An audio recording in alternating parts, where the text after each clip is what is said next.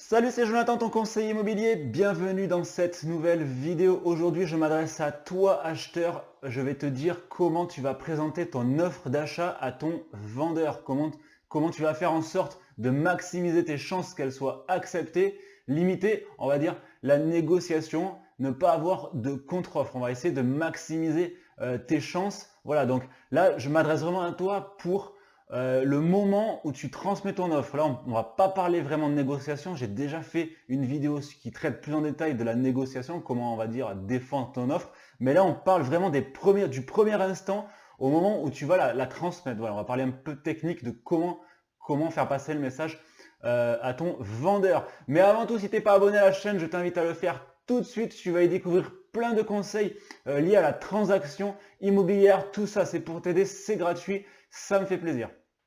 Allez, on commence avec le premier conseil que je vais te donner avant même de transmettre ton offre d'achat.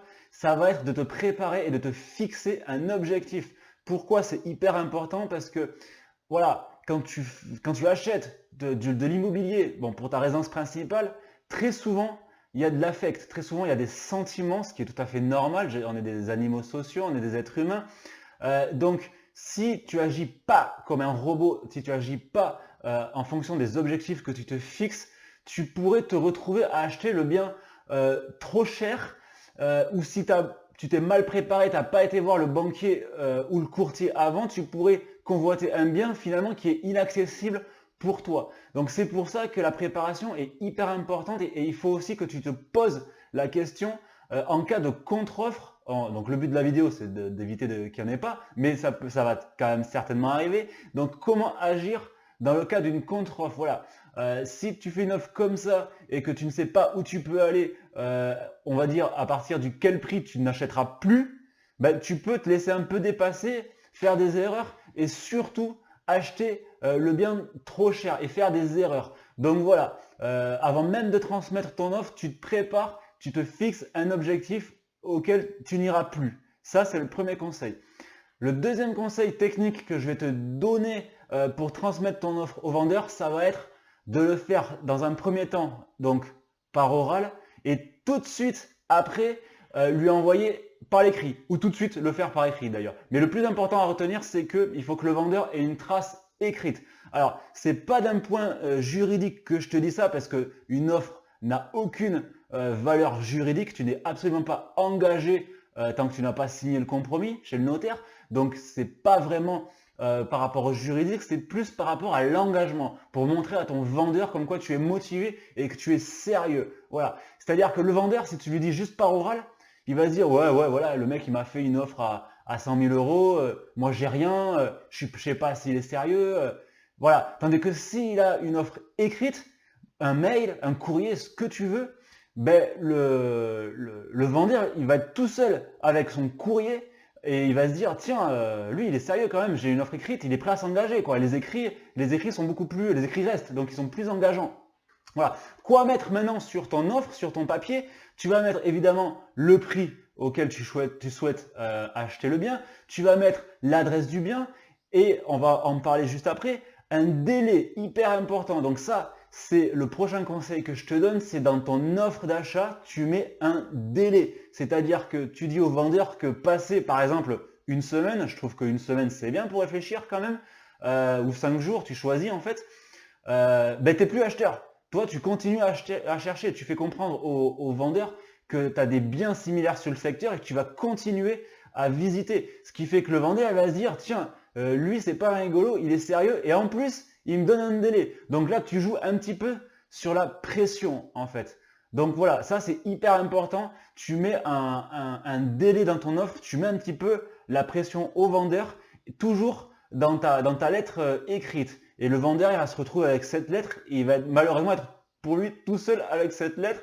Il va réfléchir. Voilà. Donc toujours tu mets une deadline dans tes offres.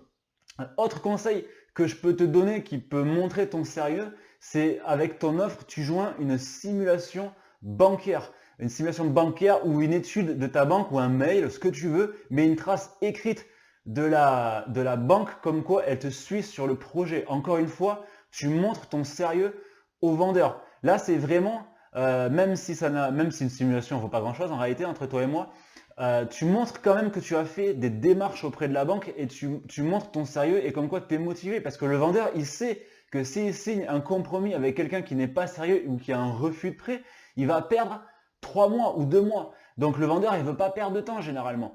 Donc peut-être que grâce à tout ce dossier entre guillemets carré que tu lui proposes au vendeur, il va être plus tenté de choisir peut-être ton offre qui est, je sais pas moi, peut-être 5 ou 10 000 euros moins cher qu'une offre qu'il a reçue par un autre prospect, mais qui lui a fait juste une offre verbale, une offre sans document, pas de simulation bancaire, bref, du vent quoi.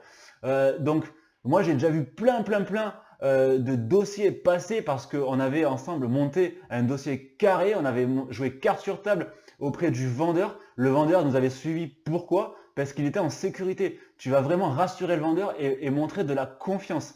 Donc c'est pour ça que tout ça, ce sont des petits détails, des petits outils qui vont te démarquer par rapport à des autres acheteurs qui pourraient être intéressés par le bien et qui ne montreraient pas, entre guillemets, patte blanche. Parce que évidemment, en immobilier, ça se termine toujours par de l'argent. Par contre, pour 5 ou 10 000 euros près, j'ai vu beaucoup de vendeurs signer avec la sécurité à 99% de la transaction, plutôt que d'avoir 5 ou 10 000 euros de plus et que le vendeur soit dans le vent ou un acheteur qui finalement est un peu volatile. Voilà, donc je récapitule pour transmettre ton offre. On ne parle pas de négociation comme je t'ai dit, ça a déjà fait l'objet d'une vidéo où on rentre dans le détail. Premièrement, tu te prépares, tu te fixes des objectifs pour éviter de faire des erreurs et acheter le bien trop cher. Deuxièmement, tu fais une offre écrite pour que le vendeur voit que tu sois motivé et laisser le vendeur en réflexion avec ton papier. Évidemment, sur l'offre, tu marques le prix du bien, l'adresse, un délai. Donc du coup, tu mets un délai, tu mets une deadline. Voilà, je trouve qu'une semaine, c'est un grand max. Si tu peux même mettre 4 ou 5 jours, je pense que c'est mieux suivant ton marché, voilà, pour mettre vraiment la pression au vendeur. Et enfin, autre chose qui peut aider aussi le vendeur à se positionner sur ton offre, c'est de joindre une simulation bancaire pour montrer ta volonté et ton sérieux. Voilà, c'était une courte vidéo aujourd'hui, mais je pense qu'avec ces petits outils, tu vas être beaucoup plus carré pour transmettre tes offres à ton vendeur si tu souhaites acquérir un bien. Si cette vidéo t'a plu, n'hésite pas à la liker, à la partager. Tu trouveras dans la description des outils qui pourront t'aider à aller plus loin. Tu trouveras des fiches visites pour les acheteurs pour bien vérifier que tout soit nickel dans la maison. Pour les vendeurs, tu vas trouver la liste des documents qu'il te faut pour la vente. Tout ça, ce sont des documents qui sont voués à t'aider et à te faciliter la transaction. Si cette vidéo t'a plu, je suis vraiment content. Je te dis à très bientôt. Ciao, ciao.